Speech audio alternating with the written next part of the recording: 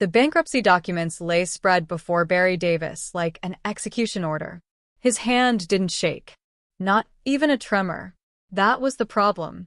When your body goes that still, that cold, it means you've already accepted death. You're just waiting for the bullet. In 5 minutes, his consigliere would walk through that door. In 5 minutes, everything would be over.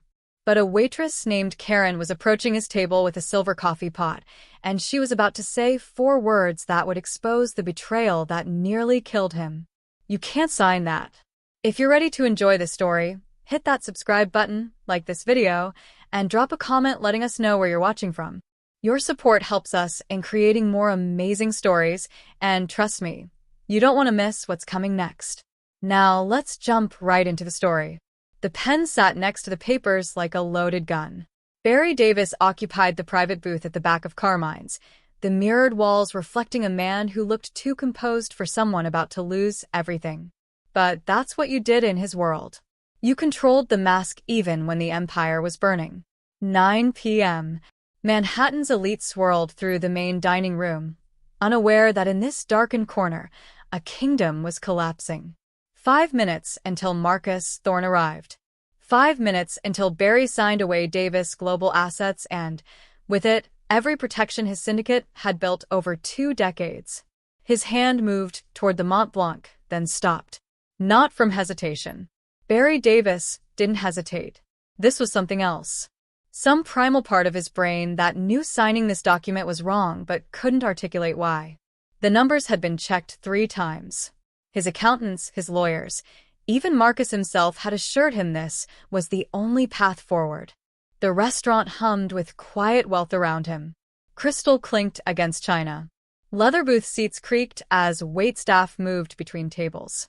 In the corner, a young woman in a black vest and white shirt carried a silver coffee pot, refilling cups with mechanical precision. She'd glanced at his table twice in the past 10 minutes. He'd noticed, because noticing everything kept you alive in his business. Barry picked up the pen, feeling its familiar weight. The same pen he'd used to sign his first legitimate acquisition, back when he still believed you could build something clean on top of something dirty. How fitting it would become the instrument that dismantled it all. "Mr. Davis?"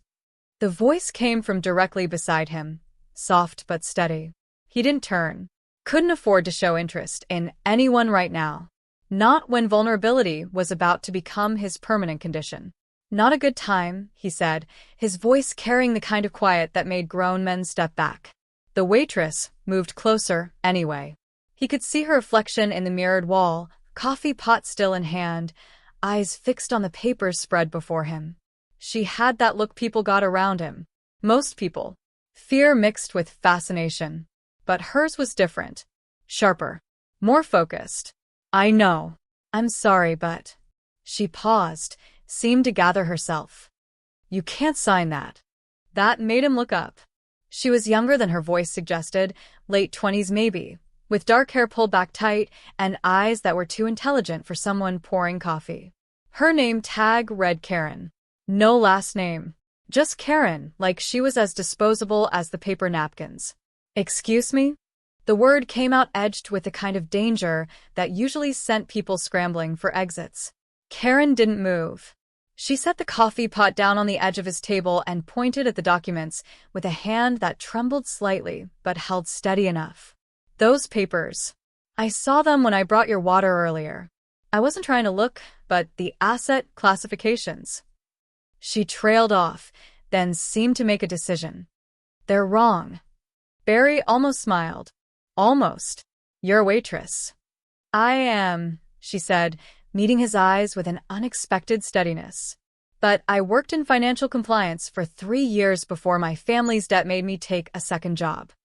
Something flickered across her face, pain and pride fighting for dominance. Then she straightened her shoulders. "Can I look? Just for 1 minute." He should have said no. Should have reminded her that men in his position didn't take business advice from people who serve them coffee. But something in her voice, that absolute certainty wrapped in desperation, made him hesitate. "Why do you care?" he asked, studying her face for signs of a setup, an angle, anything that explained why someone would risk his anger. Karen held his gaze, and for the first time since sitting down with those papers, Barry felt like someone was seeing past the suit and the reputation to the calculation underneath. "Because I know what it looks like when someone's about to make a mistake they can't undo," she said quietly. "And I saw your face when you picked up that pen. You don't want to sign those papers." She was right. God, she was right, and he didn't even know why yet. Barry slid the documents across the marble tabletop. "You have 3 minutes. Then Marcus gets here, and this becomes irreversible." Karen sat down across from him without asking permission, pulling the papers closer. Her eyes moved fast, scanning through pages of legal language and financial projections that had taken his attorneys 2 weeks to prepare. Barry watched her face, looking for the moment this would reveal itself as pity or some misguided rescue attempt. But her expression stayed focused, intense, professional. She wasn't reading to be kind. She was hunting for something. Her finger stopped on page 3, mid-document, pressing against a section dense with asset valuations. Her eyes went wide. "This asset reclassification," she said, her voice dropping to barely above a whisper. "The Boston properties. $35 million in protected real estate holdings. They're listed as liabilities." Barry had stopped hearing her. Not because he didn't care about what she'd found, but because her words had triggered something deeper. A cascade of realizations that started with the documents and ended with the only question that mattered in his world. How had it come to this? The Davis name used to mean something. His grandfather built the first legitimate front in the 1950s, a shipping company that moved more than cargo. His father expanded it into real estate, construction, waste management. Clean businesses with dirty roots. Barry had taken that foundation and built an empire. Davis Global Assets wasn't just a shell corporation. It was a fortress. 37 subsidiaries across 8 states, each one a layer of protection between his syndicate and the law. And now he was sitting in a restaurant booth, about to sign it all away because his own consigliera had convinced him there was no other choice. The humiliation burned hotter than fear ever could. Tomorrow morning, every family from Boston to Miami would know. Barry Davis, the untouchable, the one who'd survived 3 federal investigations and 2 attempted coups, brought down by market conditions and bad investments. That's what the official story would say. But his rivals would know the truth. They'd smell the weakness, the vulnerability, the blood in the water. He glanced up at the main dining room through the gap in the booth's privacy screen. A waiter in a pressed white jacket glided past carrying champagne flutes on a silver tray. A busboy cleared plates with practiced efficiency.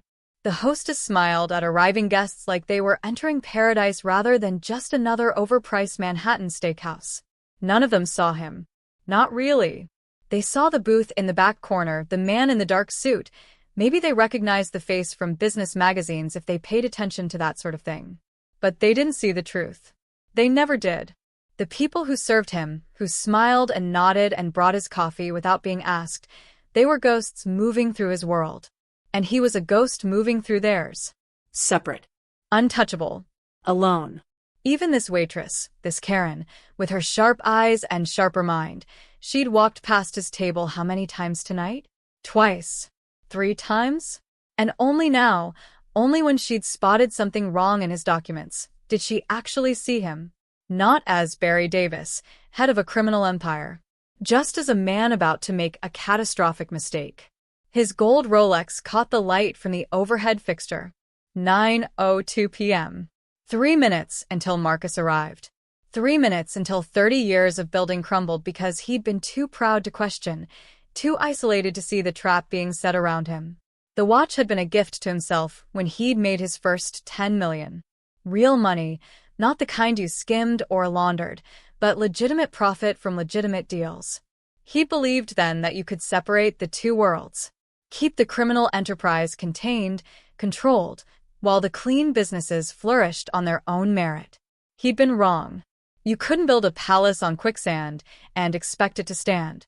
Eventually, everything sank to the same level. Karen was still talking, her finger tracing lines of text in the documents, but Barry barely registered the words. He was watching the second hand on his watch tick forward. Each rotation another breath closer to irrelevance. Another step toward becoming the cautionary tale other bosses would tell their soldiers. Remember Barry Davis? Had everything and lost it because he trusted the wrong man. That's what stung most. Not the financial loss. Money could be rebuilt. Not even the exposure to his rivals. Wars could be won. But the trust. The absolute, unquestioning faith he'd placed in Marcus Thorne, his consigliere, his right hand for 15 years. The man who'd sat across from him in 100 meetings, who'd helped plan every expansion, every acquisition, every carefully calculated move. And that man had planted a bomb in these documents designed to destroy him completely. Karen's hand landed on his forearm, her fingers pressing against the fabric of his suit jacket with enough pressure to pull his attention away from the watch, away from the spiral of his own thoughts. Mr. Davis, are you listening to me? Barry's entire body went still. Not the controlled stillness he'd cultivated over decades of negotiations and power plays, but something primal, dangerous. In his world, you didn't touch a boss without permission. You didn't invade his space, didn't make physical contact unless you were family, a lover, or about to die. It was an unspoken rule, the kind that kept people alive. His eyes moved from her hand on his arm to her face. Slowly, deliberately. The kind of look that should have made her step back, apologize, retreat to the safety of the kitchen and her coffee pot and her invisible, forgettable existence. But Karen didn't move. Her hand stayed exactly where it was, and her eyes met his without flinching. You need to hear this, she said, and her voice trembled. Not with fear, though fear was there too. With urgency. With the kind of desperate certainty that came from knowing you were crossing a line you could never uncross. The asset is misclassified as a liability, Mr. Davis. It's not just wrong. It's a legal landmine, not a loss. Barry let the silence stretch between them, watching her carefully, looking for the angle. Everyone had an angle. The rival families who wanted him weakened. The feds who wanted him in prison. Even his own people who saw his potential fall as their opportunity to rise. But this woman, this waitress with financial compliance experience and trembling hands, what was her play? Take your hand off me, he said quietly. Not a threat. Not yet. Just a statement of fact, the kind of boundary that separated men like him from everyone else. Karen's fingers tightened fractionally before she pulled her hand back, and Barry caught the flash of something in her expression. Not regret. Recognition. She knew what she'd done. Knew the risk. And she'd done it anyway because she believed stopping him was more important than her own safety. That alone made him listen. Show me, he said, gesturing to the documents. Explain it. Quickly. Karen leaned forward, her finger finding the section on page 3 with the precision of someone who'd spent years reading contracts and balance sheets. Here. Line 47. The Boston real estate portfolio. $35 million in commercial properties, all held under Davis Global Assets subsidiary trusts. They're categorized here as consolidated liabilities subject to liquidation. That's what bankruptcy means, Barry said, his tone flat. Everything gets liquidated. Not protected holdings, Karen countered, her voice gaining strength as she moved into familiar territory. These properties are held in qualified asset protection trusts. Under Massachusetts law, they're exempt from bankruptcy proceedings as long as they're properly classified. But here, she tapped the paper. They're listed as general corporate liabilities, which means the moment you file, they become forfeit assets. Not sold to pay your debts. Forfeit. Seized by the state and auctioned without your consent. Barry's jaw tightened. He knew what forfeit meant in his business. It meant the federal government got first pick. It meant evidence, investigations, connections being traced from property records to shell companies to the very structure of his syndicate. It meant exposure. That's not what my lawyer said. Your lawyers didn't write this section, Karen said, and now her voice had dropped to barely above a whisper. Look at the notation at the bottom. The revision code. This was amended 4 days ago by... She turned to the signature page, her finger finding the initials in the margin. Marcus Thorne. Barry felt something cold settle in his chest. Not surprise. He was past surprise. This was confirmation. the final piece clicking into place. Marcus hadn't just made an error. He deliberately restructured the documents to ensure that when Barry signed, he wouldn't just lose his company. He'd lose everything. And the evidence of his entire operation would fall directly into the hands of whoever Marcus had made a deal with. "He set you up," Karen said, reading his expression with unsettling accuracy. "Whoever MT is, he set you up to fail." Barry's voice came out low, controlled, each word measured with a kind of precision that preceded violence. "Explain to me how you know this." "Every detail. Every single line." The calm was too perfect, too practiced. It was the sound a knife made sliding out of a sheath. Quiet. Lethal. Inevitable. Karen swallowed hard, but didn't retreat. The Boston properties. Commonwealth Trust Holdings, Bay State Commercial Partners, and Northeastern Asset Group. All three are listed here under Section 7, subsection C, as consolidated general liabilities valued at $35 million. But that's wrong. She flipped to an earlier page, her movements quick, efficient, like she was defusing a bomb and knew she was running out of time. Here. In Section 3, the corporate structure chart. These same three entities are clearly marked as subsidiary trusts established under Massachusetts General Laws Chapter 203. Asset protection trusts, which means they're exempt from creditor claims and bankruptcy proceedings as long as they're properly documented. "They are properly documented," Barry said, but his certainty was cracking. "I watched Marcus file every piece of paperwork personally." "I'm sure you did," Karen said, meeting his eyes. "But filing them correctly and reporting them correctly are two different things. Look at what happens when you sign this." She pulled the documents closer, her finger tracing the legal language line by line. "The moment this bankruptcy petition goes through, the court will rely on what's written here, not what's filed with the state. And according to this, your protected assets aren't protected. They're general corporate holdings subject to immediate forfeiture under federal bankruptcy code." Barry felt the pieces falling into place with sickening clarity. Forfeiture means seizure. Immediate seizure, Karen confirmed. No auction. No liquidation period. The U.S. Trustee's office takes possession within 48 hours. And then, she paused, choosing her words carefully. Then they start looking at how those properties were used, who operated them, what money flowed through them. There it was. The full picture. Marcus hadn't just sabotaged the bankruptcy. He'd turned it into a weapon. The Boston properties were clean on paper, but they were also the primary real estate holdings his syndicate used for high-level meetings, secure storage, and money movement. Once federal investigators had those properties, they'd have access to security footage, utility records, tenant histories. Every thread they could pull to unravel his entire operation. And it would happen before Barry even realized he'd been played. "How long have you known Marcus was dirty?" Karen asked quietly. "I didn't." The admission burned. Barry Davis didn't make mistakes about people. He read intentions, calculated loyalties, identified threats before they materialized.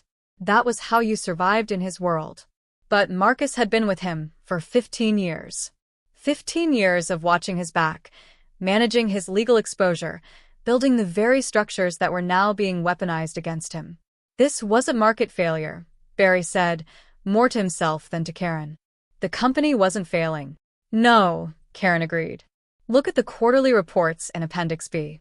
Your revenue streams were stable. Your debt ratios were manageable. This bankruptcy wasn't necessary.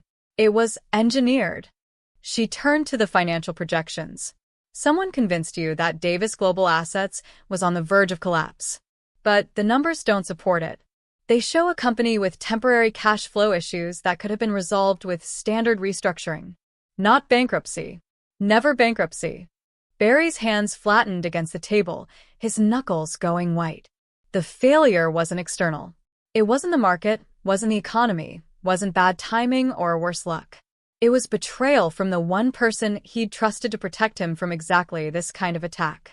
Marcus had spent months, maybe years, carefully positioning every piece, isolating Barry from his other advisors, painting a picture of inevitable collapse, creating urgency where none existed, and then offering the only solution, Sign the papers, accept the loss, start over. Except there would be no starting over. By the time Barry realized what he'd signed, his syndicate would be exposed, his empire dismantled, and Marcus would be somewhere untouchable, counting money from whoever had bought him. Who benefits?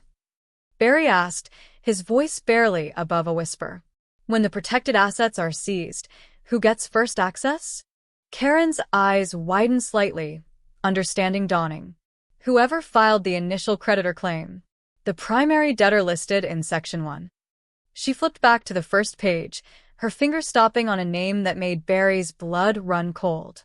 Thorn Capital Management, Marcus's personal investment firm, listed as the primary secured creditor with first rights to all forfeited assets. The door to the private dining room opened at exactly 9:05 p.m. Marcus Thorn walked in like a man entering a funeral he'd been planning for months. Perfectly tailored charcoal suit, Italian leather briefcase, silver cufflinks catching the light. His smile was practiced, sympathetic, the expression of a trusted advisor shepherding his client through an unfortunate but necessary decision. "Barry," Marcus said, his voice carrying just the right note of regret.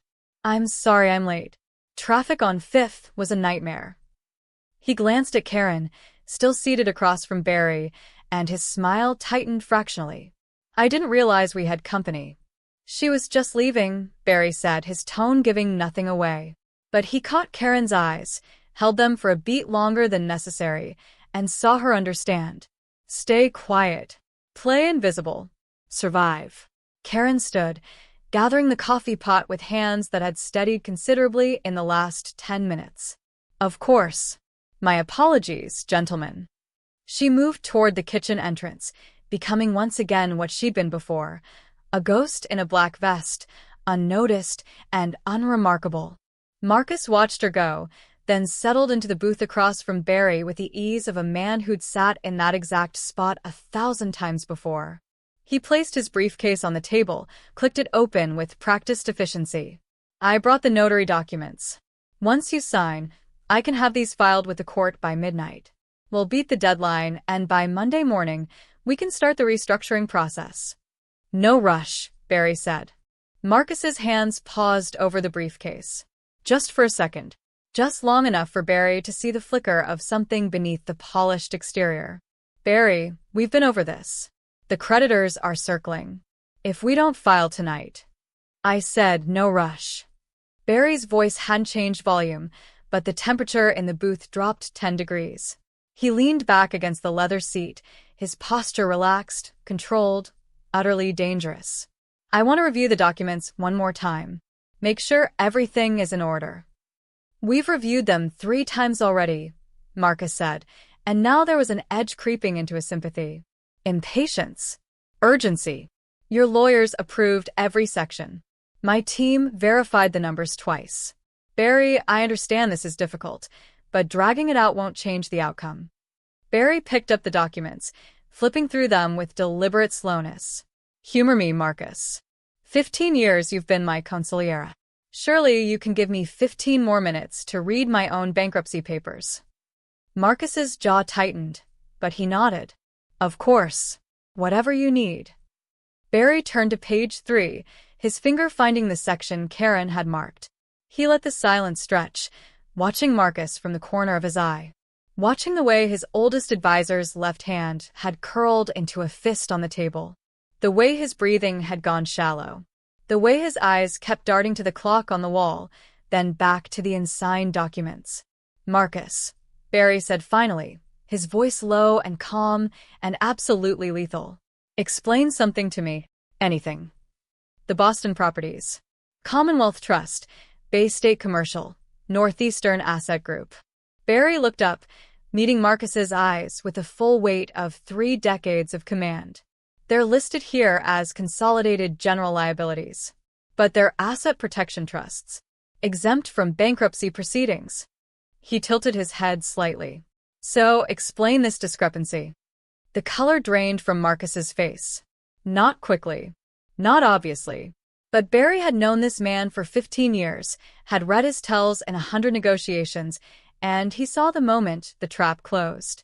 saw the calculation happening behind Marcus's eyes as he tried to determine how much Barry knew and whether he could still talk his way out. That's a technical classification issue, Marcus said, his voice smoothing out as he reached for the professional competence that had served him so well. The trusts are protected, but for bankruptcy filing purposes, we need to consolidate all holdings to establish the full corporate picture. It's standard procedure. Is it? Barry asked, his tone conversational, almost friendly. Because it seems to me that misclassifying $35 million in protected assets as forfeit liabilities isn't standard procedure. It's sabotage. Marcus's hand went to his tie, adjusting it needlessly.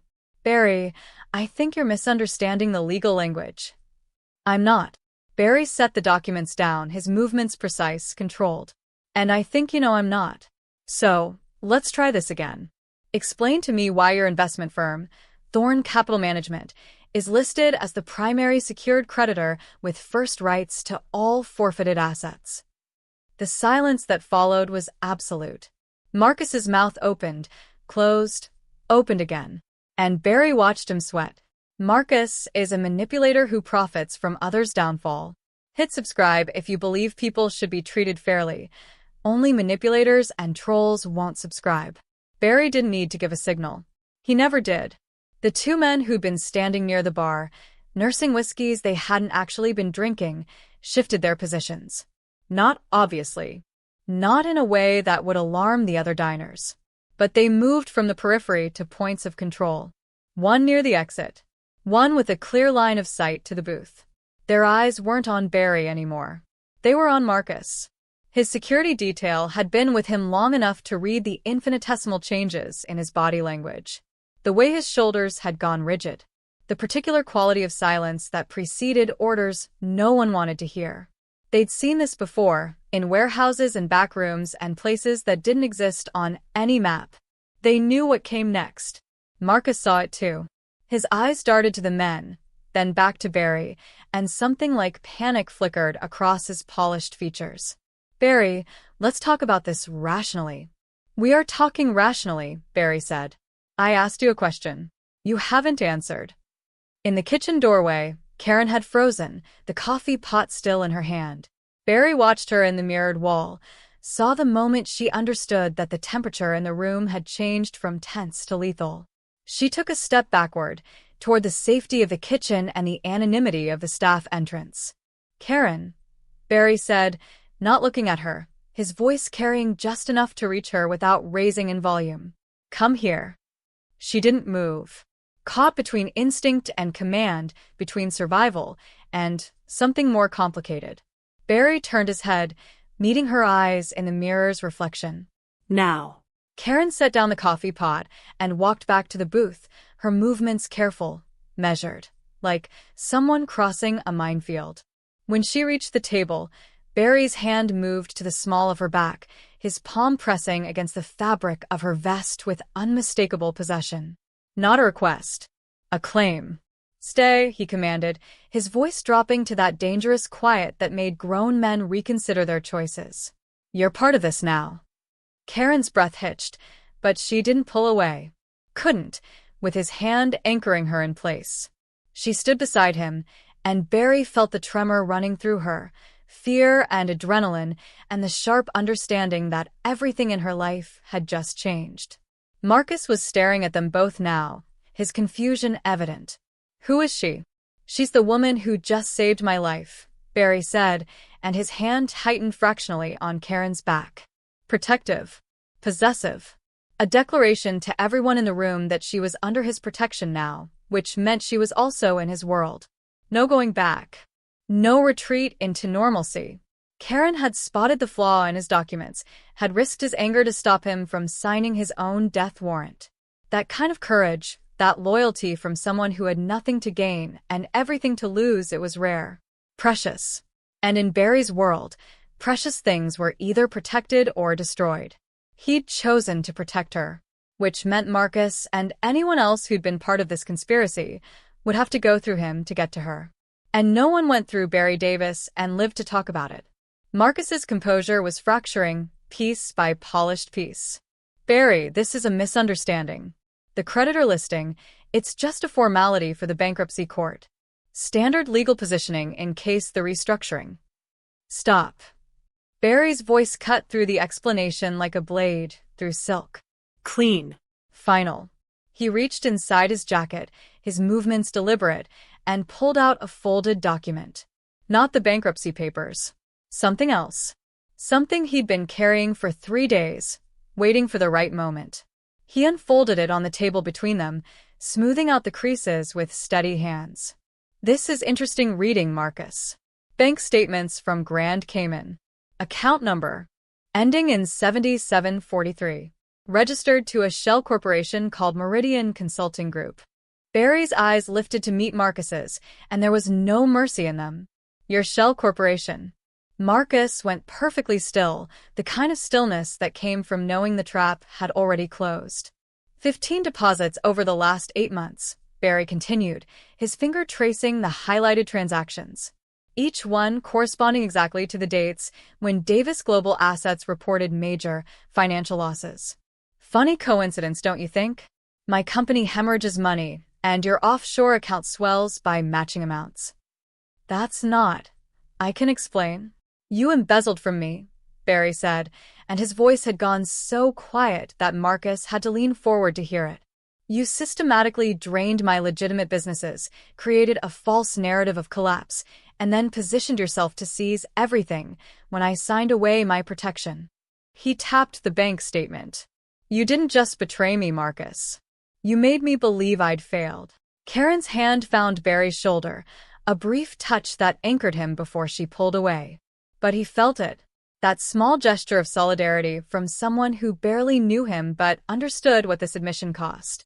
Barry looked at her, and for the first time since this nightmare began, something cracked in his controlled facade. Do you know what the worst part is? He asked, his voice raw in a way that Marcus had never heard in 15 years. Not the money, not even the exposure. It's that no one has ever made me feel weak. Not the feds, not my rivals, not the men who've tried to kill me. He turned back to Marcus. But you did.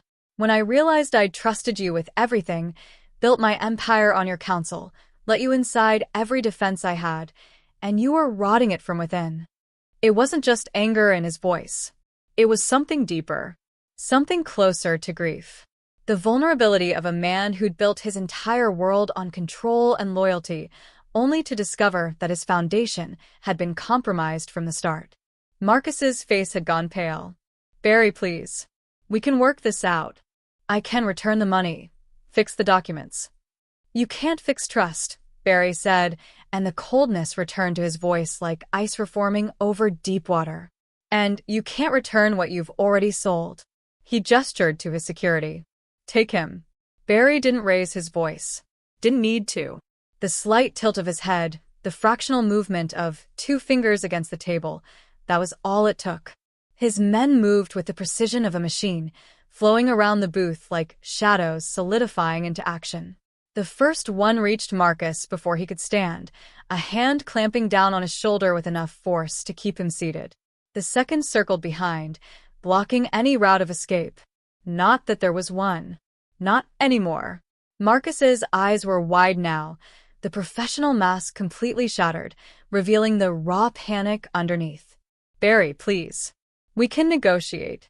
Name your price. There is no price for what you've done, Barry said, his voice carrying the finality of a judge pronouncing sentence. You don't buy your way out of betrayal in my world. You pay for it in other ways.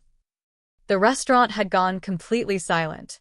Even the ambient noise from the main dining room seemed to have muted, as if the entire building was holding its breath. The other patrons couldn't see into the private booth, but they could feel it.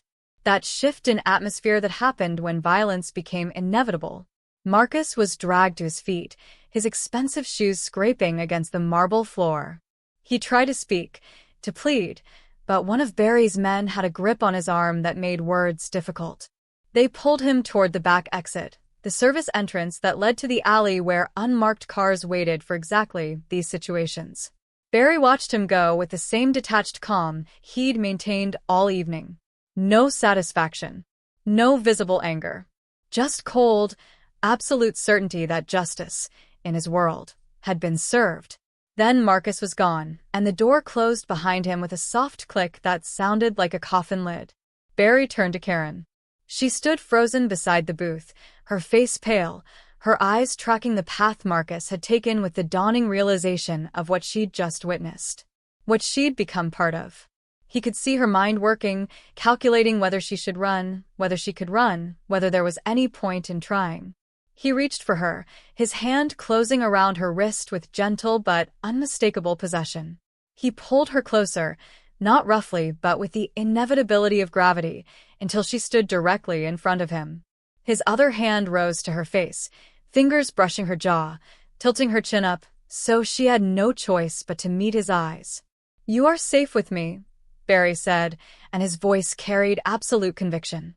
The kind of certainty that moved empires and ended wars. "Even if the whole world burns, you are safe with me." Karen's breath came out shaky, but she didn't pull away. His eyes held hers with an intensity that was part promise, part possession, part something she didn't have a name for yet.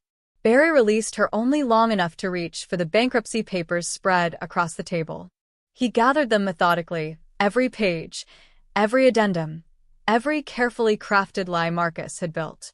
Then, with deliberate precision, he tore them in half. Then half again. And again. The sound of ripping paper filled the silence, a violent punctuation to the end of one chapter, and the beginning of something far more dangerous. Do you think Marcus deserved what he got for his betrayal? Give this video a like if you can't stand people who betray trust. Barry's security made short work of clearing the restaurant. A quiet word to the manager, a flash of something that looked like money but carried far more weight, and within 10 minutes the dining room was empty. Staff vanished into the kitchen. Patrons were ushered out with apologies about a private event. The lights dimmed in the main room, leaving only the booth where Barry and Karen sat, an island of illumination in the growing darkness. Karen hadn't moved since he'd shredded the papers. She stood near the table, her arms wrapped around herself, her eyes distant. "Processing." Barry gave her the time. He understood shock. Understood the moment when your entire reality shifted and your brain needed minutes or hours or days to catch up. "Sit," he said finally, gesturing to the booth across from him. She sat. Slowly. Like someone lowering themselves into cold water. "Why did you do it?" Barry asked, his voice softer than it had been all night. "You didn't know me. Didn't owe me anything. You could have walked past that table, poured the coffee, collected your tip, and gone home. Why risk everything to save a stranger?" Karen's laugh came out hollow. "Because I know what it looks like when someone's about to lose everything." She met his eyes, and he saw exhaustion there. The kind that came from carrying weight for too long. "My father took out loans from the wrong people. Made promises he couldn't keep. By the time he died, the debt had tripled. My mother, my sister, me, we've been drowning in it for 3 years. I work 2 jobs, read every financial document I can get my hands on, learn to spot the traps and the tricks and the fine print that destroys people." "So you saved me because you understood," Barry said. "I saved you because nobody saved us," Karen whispered. "And I couldn't watch it happen to someone else, even if that someone else was..." She gestured at him, at the evidence of his world. "You." Barry leaned forward, his elbows on the table, his eyes locked on hers with an intensity that made her breath catch. He saw it now. The courage wasn't recklessness. It was loyalty to a principle she'd paid for in blood and years. And loyalty, real loyalty, was the rarest currency in his world. She knew loving him was a mistake. He could see it in her eyes, the way she looked at him like he was both salvation and damnation wrapped in expensive Italian tailoring. But she couldn't stop. Couldn't walk away, now even if he let her. The moment she'd placed her hand on his arm, the moment she'd said those 4 words, something had shifted between them that couldn't be undone. "You're not a waitress," Barry said, his voice carrying the weight of a decision that would change both their lives. "Not anymore. You're my personal analyst. My confidant. The person who sees what everyone else misses and has the courage to speak truth when it could get you killed." He paused, letting the words settle. "I'm offering you a new life, Karen. One where your family's debt disappears, where you never have to work 2 jobs again, where you use that brilliant mind for something more than surviving. Karen's eyes widened. And what do I have to do for this new life? Stay by my side, Barry said simply. Be loyal. Be honest. Be exactly what you were tonight when you stopped me from signing those papers. His hand reached across the table, palm up, an offering. Trust me the way I'm choosing to trust you. The world is full of scams, lies, and betrayal like the one Barry faced. Only people who believe in honesty and fierce loyalty will subscribe now. Karen stared at his outstretched hand like it was a loaded gun, which in a way it was. She understood what accepting meant. Not just the job, not just the money, but everything that came with entering Barry Davis's world. The danger that had just dragged Marcus Thorne into a back alley. The violence simmering beneath every controlled gesture. The weight of secrets that could destroy lives. You're asking me to walk into a nightmare, she said quietly. Yes, Barry agreed, not bothering to soften the truth. But I'm also offering you protection, resources, and a purpose that's bigger than pouring coffee and dodging creditors. You've been surviving, Karen. I'm offering you the chance to live. She looked at him, really looked at him, and saw the contradiction that was Barry Davis. The ruthless boss who'd just ordered a man's destruction without blinking. The vulnerable man who'd admitted that betrayal made him feel weak. The predator and the protector, existing in the same breath, the same heartbeat. What happens if I say no? She asked. Barry's expression didn't change, but something flickered in his eyes. Respect, maybe. Then you walk out that door with enough money to clear your family's debt, and we never see each other again. No threats. No consequences. You earned that much tonight. He would let her go. She believed that. But she also understood that walking away meant returning to the exhaustion, the double shifts, the slow grinding poverty that had defined her life for 3 years. It meant safety, yes, but also the suffocating certainty that nothing would ever change. To love me means choosing danger, Barry said, his voice dropping to barely above a whisper. And you still chose me when you spoke up. When you put your hand on my arm and stopped me from signing those papers, you chose me over your own safety. You just didn't know it yet.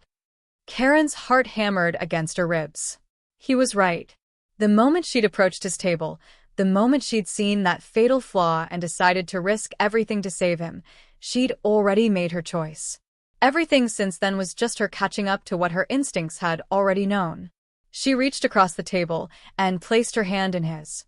Barry's fingers closed around hers, warm and possessive and absolutely certain.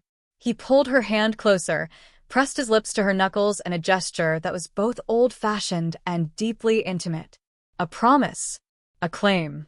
A beginning. Barry released her hand and reached for the gold Mont Blanc pen, the same one he'd been about to use to sign away his empire. But instead of the bankruptcy documents, he pulled a single sheet of his personal letterhead from his jacket pocket. Heavy stock. His name embossed at the top. The kind of paper that carried weight even before words appeared on it. He wrote in bold, decisive strokes, the pen moving with the confidence of a man who'd just reclaimed his kingdom. When he finished, he signed his name with a flourish, then pressed his signet ring into the soft wax seal at the bottom. Official. Binding. Irrevocable. He slid the document across to Karen. Executive advisor to Barry Davis, Davis Global Assets. Karen Rowland. Effective immediately. Full authority to review, analyze, and authorize all financial transactions and corporate decisions. Reporting directly to the chairman. Karen's eyes widened as she read it. This wasn't just a job offer. It was power, access, trust at the highest level of his organization. You saved my empire tonight, Barry said, watching her face. Now help me rebuild it stronger.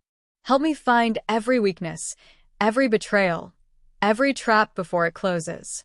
Be my eyes when mine are blind. His hand covered hers on the table. Be my strength when mine falters. She looked up at him, and in his eyes she saw her future. Dangerous. Intoxicating. Utterly consuming. She'd walked into this restaurant as a waitress drowning in debt. She was leaving as something else entirely. His obsession. His partner. His fiercely protected secret weapon. And somewhere in the darkness beyond the restaurant's windows, Barry's enemies were already moving. Already planning. Already calculating how to exploit the Empire's moment of weakness. But they didn't know about Karen yet. They didn't know that Barry Davis had just found something more valuable than money or power or fear. He'd found loyalty that couldn't be bought. And that would change everything. Barry's enemies are always watching. Hit subscribe and ring the notification bell so you don't miss the next move in this dangerous, passionate story.